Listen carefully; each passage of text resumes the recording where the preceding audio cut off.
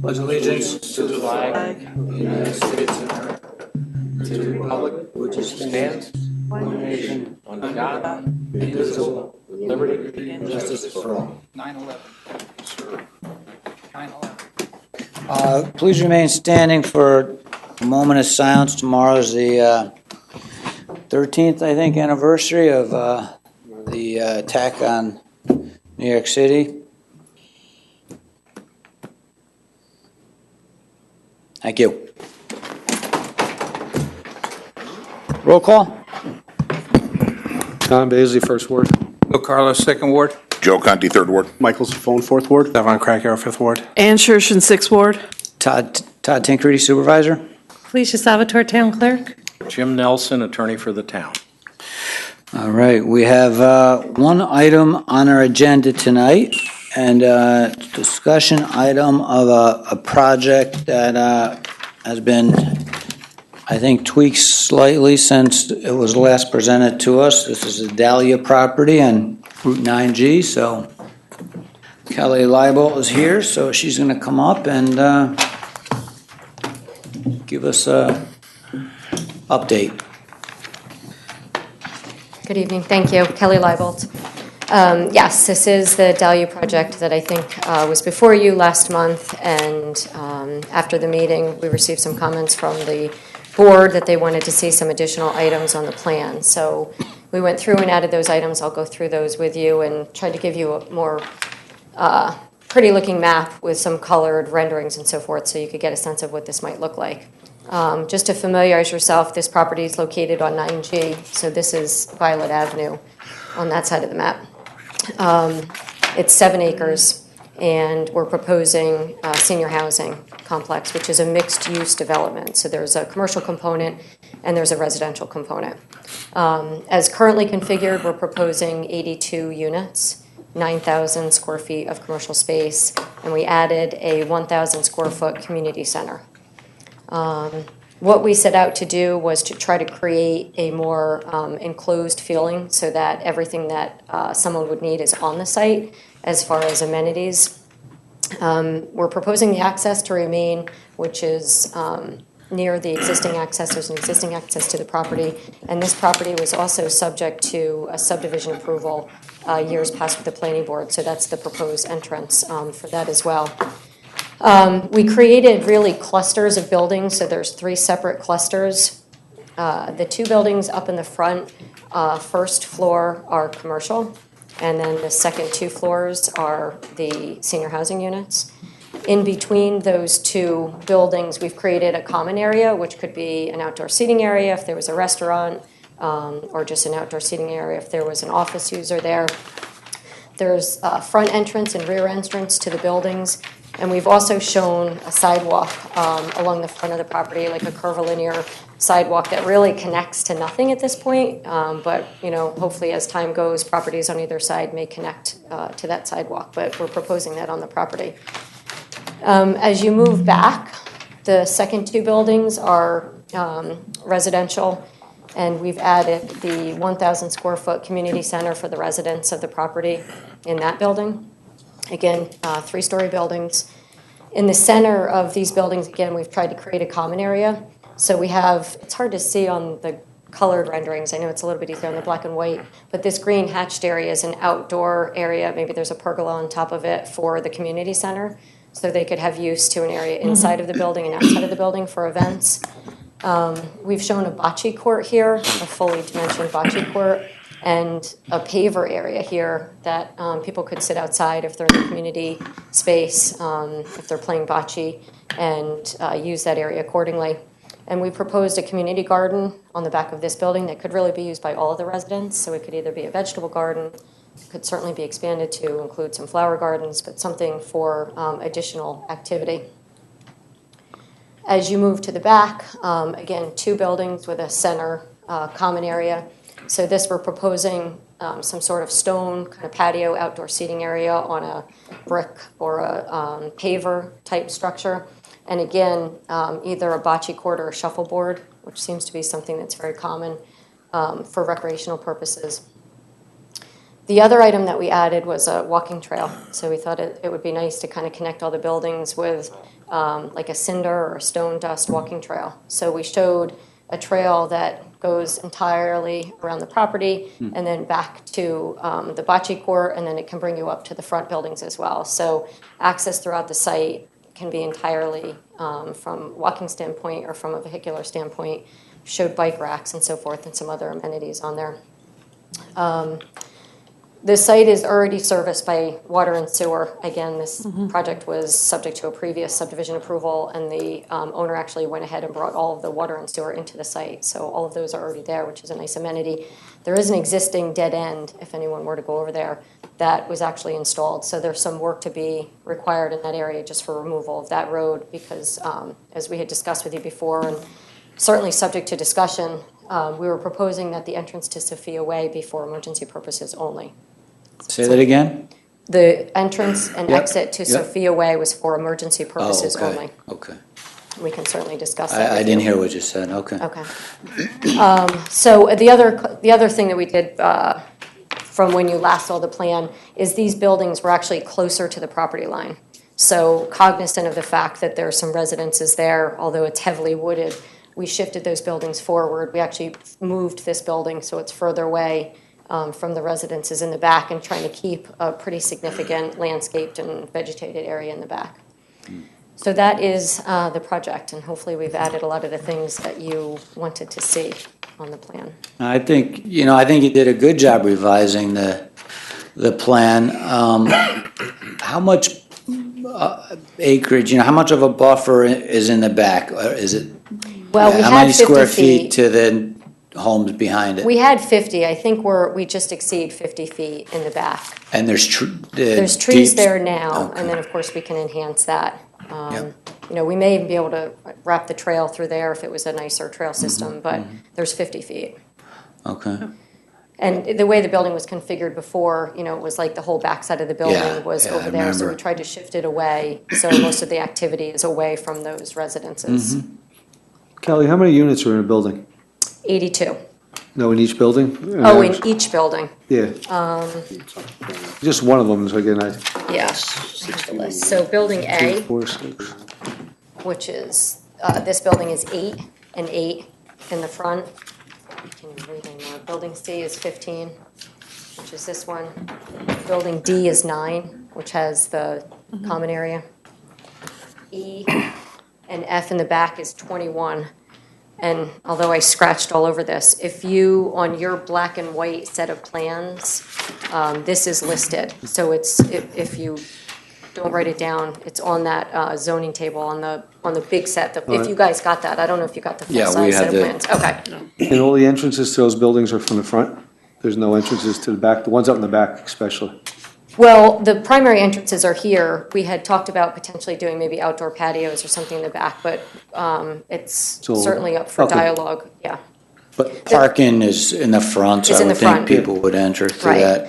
And the way the units are configured when it's a 3-story building is the first story are flats. So they're 1-story units. The second and third floor are 2-story units. Oh. So if someone moves into a unit above the first one, they would have the second and third floor All right. across. I see. It seems to be a trend. I have 3 other projects that they're doing the identical layout, but it's nice because if someone's handicapped, they can be on the first floor. Well, it makes it better for a person underneath not to get woken up in the middle of the night if somebody's upstairs, The second floor goes up to the third floor. Yeah, they have the Makes two. it quieter for the downstairs. Yeah, true. No, I think you've made a big turnaround considering what was Good, thank you. proposed the first time. How are you going to maintain this? If this project goes through, who's responsible for the maintenance of the stone dust walkways and the parking lot? These are rentals, the way that they're situated. So the underlying property owner, the owner of the facility would be responsible And for that would be Dahlia? Yes, yep, Okay, so they would be responsible for the maintenance. yeah. With most site plan approvals that I've worked on in the town, you're required to there's a whole series of notes that end up being on the plan as far as maintenance and operation, particularly with stormwater, as far as easements and inspections for the town. So there are a number of notes indicating who's responsible for what on the property. I notice on the application, the short form, it talks about using the NISTOT storm store system for runoff water. Has that been applied for? What's the No, status of no, that? no, no, not yet. Yeah, we haven't started that. We're really at the infancy stages of I this understand project. these are very expensive things to do, so the application process is tremendously expensive, so I'll grant you that, but I have a lot of attention being paid to drainage, and I would be concerned that the NISTOT pipe in the road that you're going to connect to could handle the water coming off from all Sure. these new paved areas. The steps that we have to take is, once we are deferred to the planning board and we start that application process, there's a stormwater pollution prevention plan that's prepared. And so Morris Associates is the administrator of the MS4 for the town. So they'll review that, and then all of that goes to DEC and then, of course, to DOT.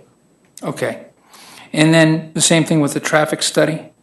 If there is a study that's required, that would be the same process. I'm under the impression a study will be required. And does that include parking?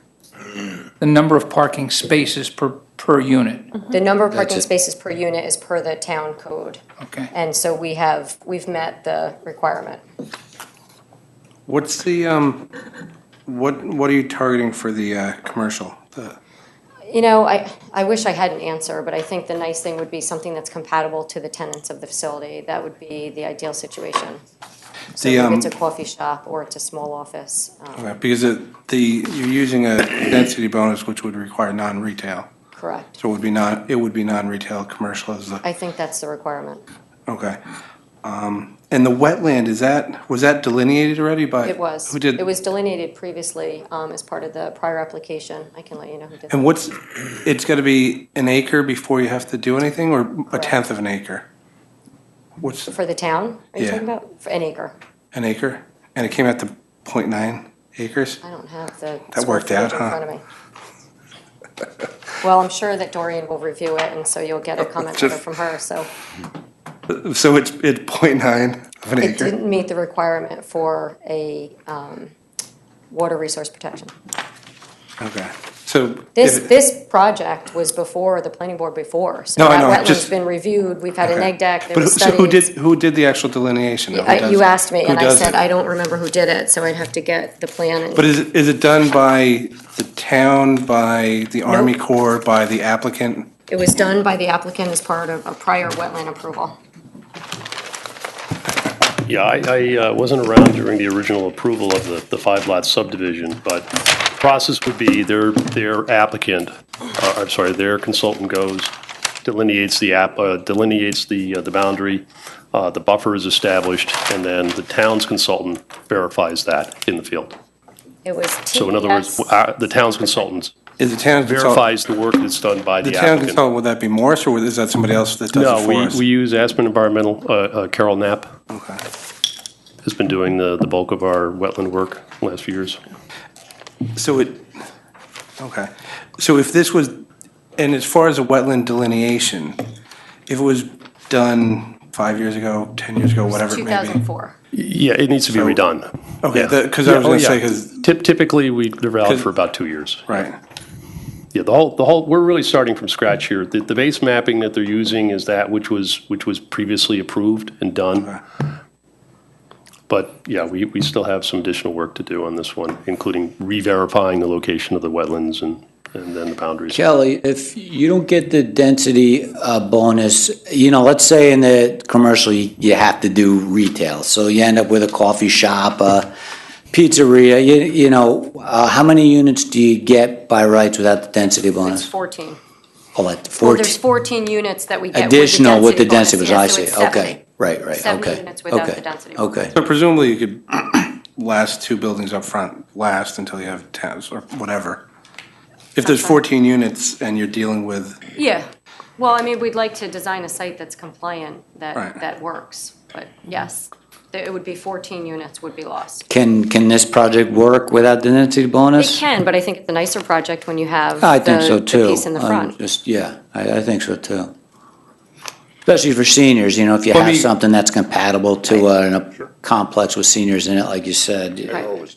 yeah, no, the commercial side of it makes sense to me. But the density bonus doesn't mean that the buildings in the front go away. I'm just. No, I just want to know if they can't be non-retail, because they'll fill them if they can't, if they end up being retail, how many units do you get? It's, the way that it works is my eyes are shot, but it's you get an additional you get an additional 2.5 dwelling units per acre for each 10,000 square So foot of you non-residential you use. would build it out at 82 units, and if you couldn't fill that space with something other than retail, it would remain empty. Correct. Which is not a great scenario. We No, don't want it's not. making, we don't want making commercial But you- No, space. we don't. But you We have can't- enough. But no, if you can't fill it with anything other than retail, you can't build the extra 14 Right, you can't units. build the Right. additional. Well, how are you gonna know? You'd have to almost Well, build those first to see what Right, you either build them first or you build them last, or you don't. if you build them last, you've already got the units, is the point. I mean, Well, if No, you build- there's residential in the two front buildings. right. And they're, this- what are there, 3 Right, stories? the second and third story of the two front I buildings know, is so what'd you do, leave it residential. empty? No, There's, you could make it a 2-story building. Commercial? Story building, the two right, up front. there's a phasing question that kicks in as far as the incentive density, and that would likely have to come last. In other words, if they can't build the appropriate non-retail space and get it filled, we don't want them to build it, just an invitation for vandalism Yeah. and whatever else. So they may end up at the 70, which is otherwise sort of the base, if you will. Does non-usable land count in the density calculation? I thought it didn't.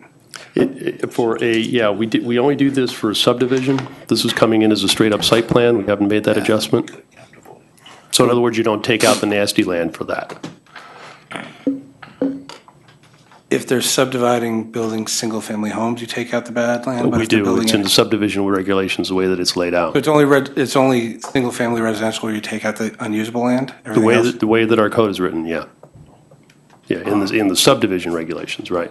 It almost seems like it should be the opposite, because a single-family home, if parts of the yard are, Well, Rock or wet. and we talked about it. We haven't made the adjustment to our code, but the rationale is that, typically for a sort of a standard non-cluster subdivision, single-family subdivision, you're putting in a whole lot more roads and infrastructure just to be able to service those lots that are spread out across the landscape. In this particular case, your density is within buildings within a defined footprint. and with the wetland delineation, does our code allow for the town to have our wetland expert do the delineation? We haven't typically done it that way. What we do is they delineate and we send our person out to verify. So they're in the field. I mean, they don't do it on the front end. It's much like the traffic, they do the traffic, our guy reviews it. They do the stormwater design, our guy reviews it. And drainage, with the project based on a wetland of that size, the planning board, I mean, I'm guessing that because Councilman Carlos had mentioned the drainage issue, I mean.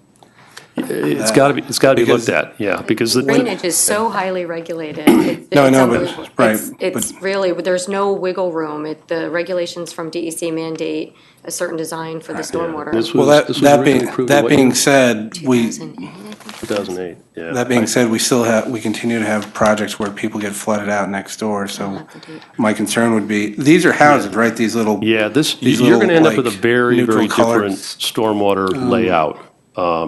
Eugene Court, houses east for and west are yeah. people living in houses, right? Yes. Yeah, I mean, my thought my concern would be drainage in regards to those people, because I think they're the ones that potentially get hit. Right. I'm guessing the ones in the back, and I don't know, the lay of the land, it almost seems like that front area would be the ones where we'd be concerned about drainage for people that are already in their houses, because you pave that and you do put buildings in there, the water's gonna shift somewhere. Yeah, we have to do a full We drainage. have to account for all of that, yeah. Kelly, but the drainage is not going to go into the current wetland. We're going to have it go out to the street. The plan is not complete because we really haven't had a plan that we could do a design on. And we need to do a stormwater pollution prevention plan. So that will be the next step once we go over to the planning board. The expectation is that our drainage will utilize the state system. I could come back to you and say, we're going to do porous pavers and we're going to do on-site detention. So there's a number of things that we could change so that the calculations work. Again, there's very strict guidelines on the stormwater pollution prevention plans that are set by DEC. I wish we had them 60 years ago to make my life easier. Well, the state of New York is an MS4 community, or MS4 agency, just as the town of Poughkeepsie is an MS4 for stormwater purposes. One of the calculations that has not yet been done, because this drainage design, like I said, will be very different from the one that was done for the original subdivision. Right. The state will have to tell the applicant and the town what they are willing to accept. I don't have any information on pipe sizes. What volumes can they accept? I simply don't know. The general rule of thumb when you're doing stormwater design, and this is a requirement from DEC, is that whatever you're sending off-site today in terms of peak volume, you cannot exceed when your project is implemented.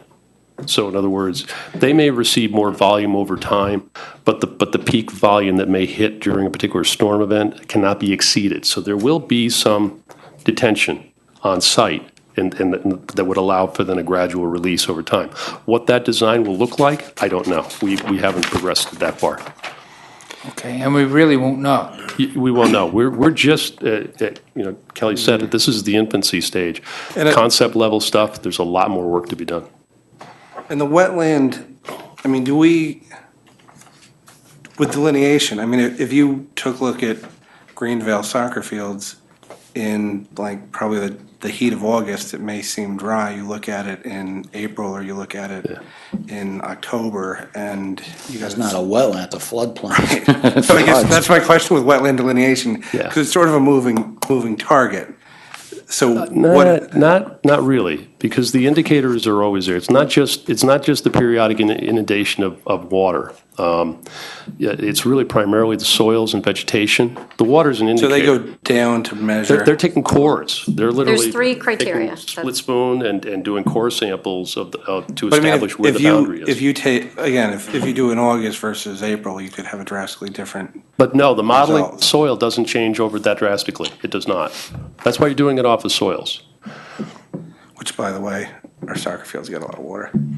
Oh, yeah, well, they're built right next to the Wappingers Creek. So this is going to go back to us for approval of the senior housing overlay district. Well, there's really a two-step, yes. The answer is yes, but what the applicant is requesting is, right now, it's an R20 district, which is not an eligible receiving district under our code. They're asking for this board to amend the zoning to multifamily, which would then allow for this board to drop the senior housing overlay district on the property. So our it's a first two-step. step would be to change the current zoning Right, from but 1.5 before- acre. But before you get there, we have a full environmental review, all the details of the site plan. All the questions that you're asking now have to be addressed and have to be answered. And what we have been doing the last several years is essentially a full-blown site plan review. It's being done by the planning board, and then they get done tinkering around with it, get the answers on drainage and traffic, and, do we have the facilities in the right locations? Where is the boundary of the wetland hasn't moved? All of those things have to be addressed and answered as part of the environmental review. And that's going to take some time. And then, once the planning board is satisfied, they send it back to you. And then at that particular point, you have a fully engineered site plan. So we could rezone and then lay the shot on top of it. Right. So we're not making a decision on rezoning or No, you're, senior housing overlay until the no, end and of the process. and we have not been doing it that way. Okay. Yeah, no, we've been following And then this. and the rezoning, when we do the rezoning, is it generally contingent on them actually building it? Is there a timeline? Yeah. they Which I have to think we've build it done in a- the past. Yeah, so in other words, when this board drops the overlay zone on it, it's the overlay zone, because the overlay zone itself represents what they intend to build, allows them to build what they want to build. The legislation says that they have to build it in accordance with those plans, What they've shown us. what they're showing you. Right. That's What why about the that's why rezoning though also? We get them to about I a wouldn't rezone it. 99% I'd- Right, but that's what I'm engineered. saying. Same time, and if they don't build the shot, we rezone it back to residential. Right, well, that's, Hmm? Yeah, they failed. my question is, if we rezone it, put the senior housing overlay on it, and then nothing happens, Does the, It's does a it, two-year time period. If they don't do anything with on the it, senior housing overlay, but what about the rezoning to RM? we could make that go away as well. Yeah. Automatic, or we'd have to take, can we put it It into should the expire, approval? it should expire, yeah, you put it in Okay. your approval. We do though, right, generally? Yeah, Okay. yeah. We haven't had this many, this is a two-stage process. The other ones that we've had for overlays, the underlying zone was already appropriate for And the this, overlay. and if we do the SHOD and the RM and they decide we don't want senior housing, just want multifamily, would they be able to build multifamily? No. They'd have to? No, that's not the permission you gave them. Okay, so the Right. rezoning is specific to this project? Absolutely. Not just the Yes. SHOD? That's Yes, 55 plus. An age-restricted project in And that's the accordance with our SHOD. Okay. Right. 55, I don't think is quite a senior yet. It depends upon whether or 65 not may- you're 75 I feel or young. 80. Right, it depends on where you are. and Great, it matters. I think it all is relative. Right, so they have 2 years to commence construction under the SHOD. And what we then would do would be to tie the RM zoning to that 2-year period. If they fail to get it all done, at least start construction, then it can all be made to go away. And they can always come back and ask for an extension if there were issues relative to financing or whatever else, but that would be up to this board. Right, Okay. Anything else from the board? satisfied with that? Thank you, Kelly. Thanks, Doug. Thank you. Thank you. Appreciate the information. Thanks for listening. Kelly, would you do me a favor, make sure that mic's turned off? Good job with the changes. Yep, it's off. All right. All right, and that brings us to the end of our committee of the whole. Why don't we do committee reports, and then we'll take questions on town issues. So committee reports, finance, Nothing to report. fire advisory. We met, Report. nothing to report. We met yesterday, and we were discussing the fire alarms at the colleges and the big commercial establishments. They take things offline, they're ironing out, so the departments are pre-notified prior to them doing this. There's not so many false alarms. Okay. Government operations, Nothing to report. land use and planning, Nothing to report. personnel, Nothing to report. rec. No, we had a meeting today, but nothing to report. Actually, I just have one thing I'd like to add to recreation. We had a very good concert at Crestwood Park this past Sunday. Rising Sun played for us, and hopefully we'll have them at a couple other concerts this year. But everybody in attendance had a really good time. Good. Senior citizen, We had a meeting today, but there's nothing to report. my goodness. Technology and equipment Nothing to report. and infrastructure. We had a meeting today, and we're going to go through the departments, and I'll have some kind of a report in the form of minutes to the board members. All right, all right. All right, is there anyone in the audience who would like to address the board with town issues? Doreen?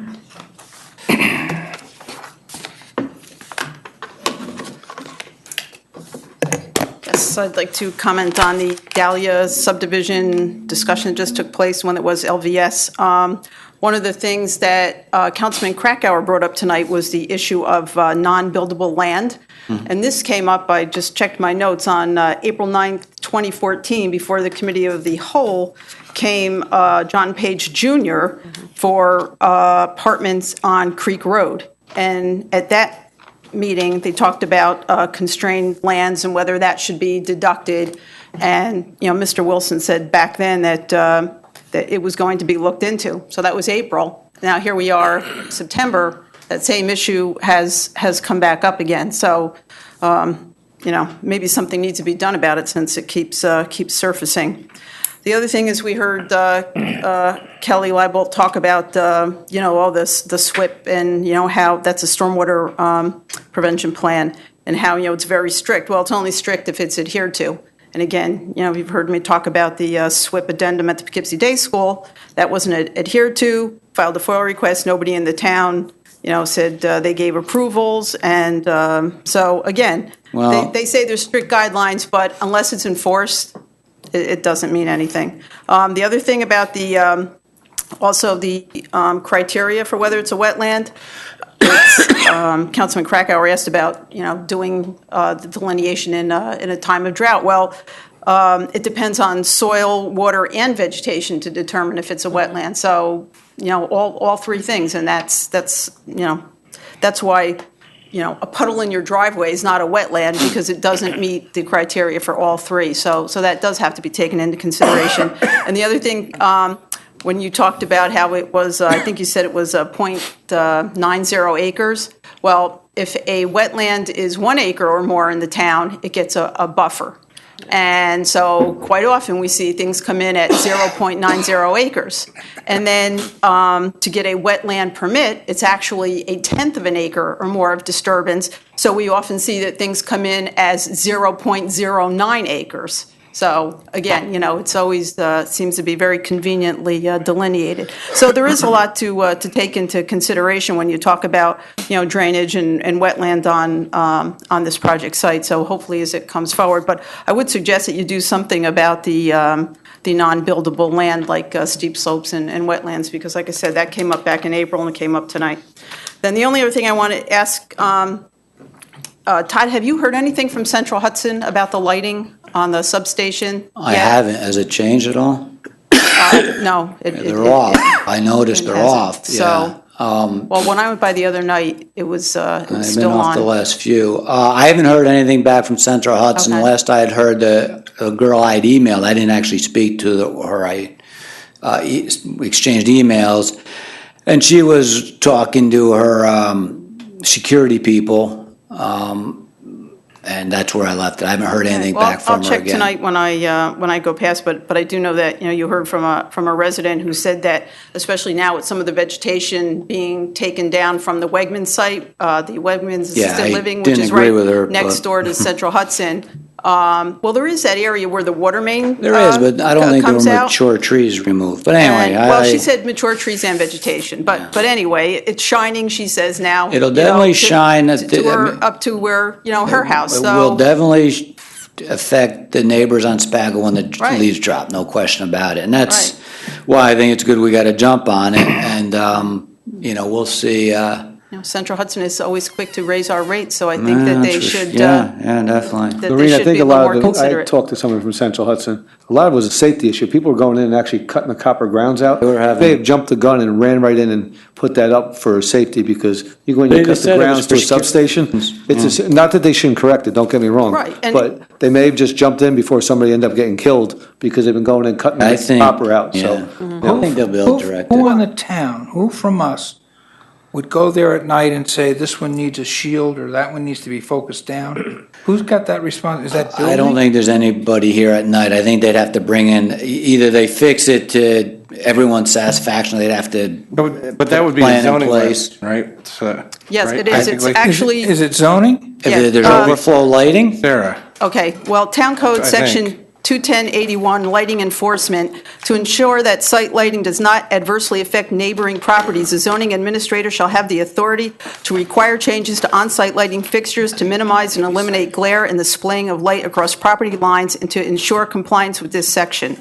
So that, if that's I'm not- right, that means Sarah Decker can tell Central Hudson, Sarah put a Davis. shield on, Sarah Davis.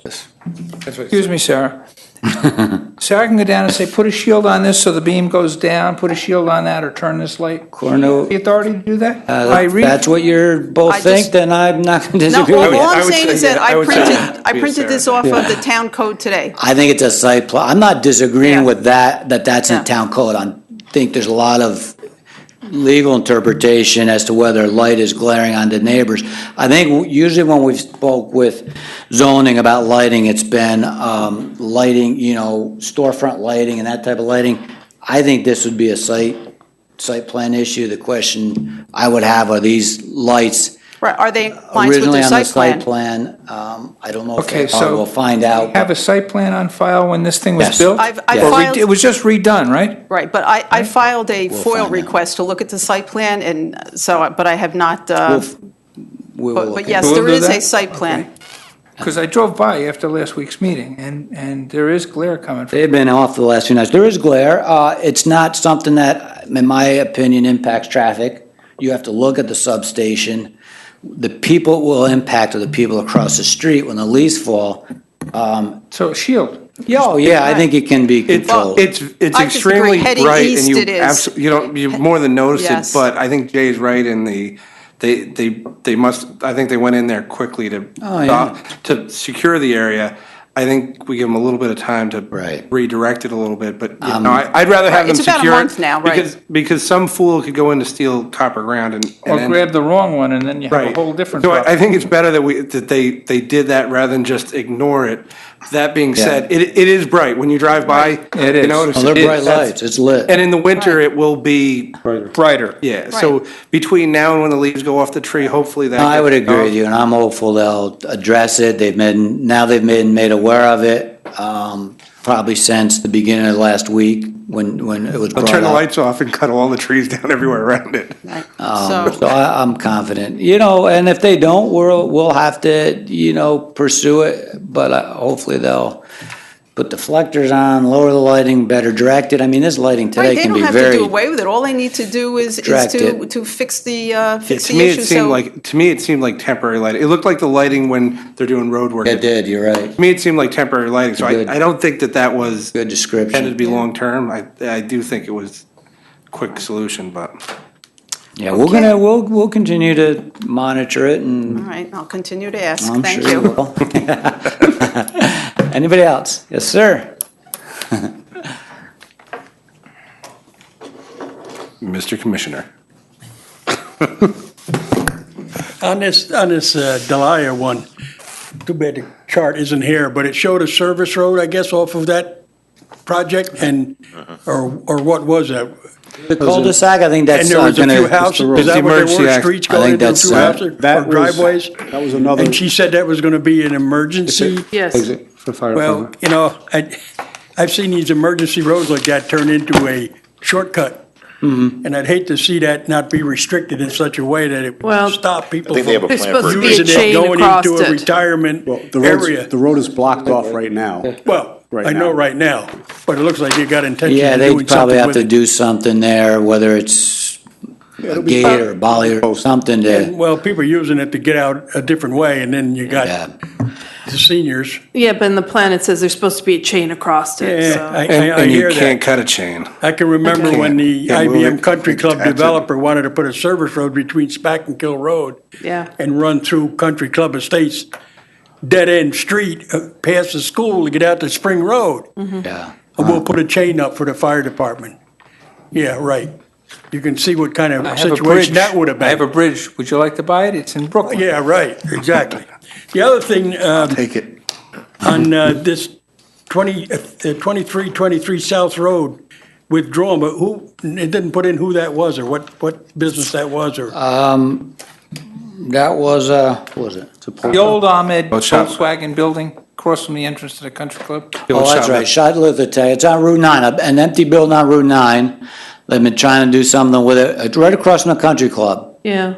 It's. It's a white building, one story. Yeah, it's owned by Page. They were talking about putting medical Used to into be it. it used to be the DuPont building, you mean? Yes. Yeah. Oh, the old DuPont building. Yeah, they've, had various plans before us. They've tried to fill it, not much success. So I think they're just not ready at this point, but eventually they want to come with a proposal. Did they ever give you any information as to how big the building was and what they were looking at? Well, we haven't even, well, I'm sure we know how big it is, but there's no proposal right now. It's still in the, I think, discussion stages. Yeah, okay, thank you. You're welcome. Mr. Casement, you're the only one left. You got something? You might as well come on up. You don't have Everybody to. into the- You don't have to. Everybody in the act. I talked to you about this before, and that was the idea of eliminating these committee of the whole meetings. Yeah. Yes.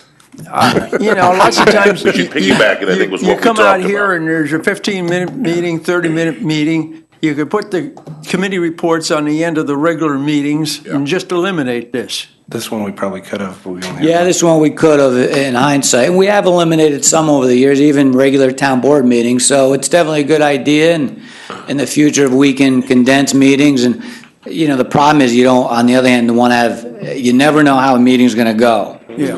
And I remember people saying, how long do you think the meeting will be? And when I say it's going to be short, I get, it's long. So the last thing we want to do is have people sitting here until, 10:30. But it's a good suggestion. It's definitely something we'll And you keep in can always mind. leave it open so that if something important did come up, you could always Yeah. call a special meeting. Yep, you're right. No, it's a good thought. Thank you. Certain months where we definitely. happy with that look at thought. Yes. Are United. we Yeah, you- required to meet a certain number of times No. each week, No. each month? No, Todd just likes to see it. So if we kind of, Like to see everyone.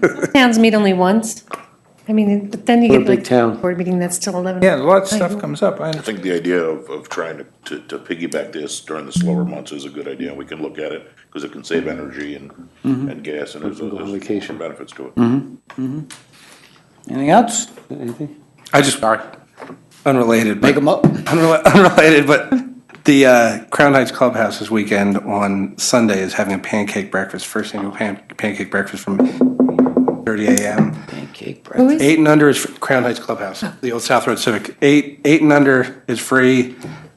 Older than 8 years old, it's $5. So it'll be nice, and you should come out and see how much work's been done there. It looks good. So, and the ball field looks tremendous over there too. So. $10.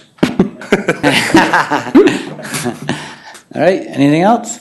Make a motion to adjourn? second. All those in favor? Aye. Town board adjourned at 7:40 PM.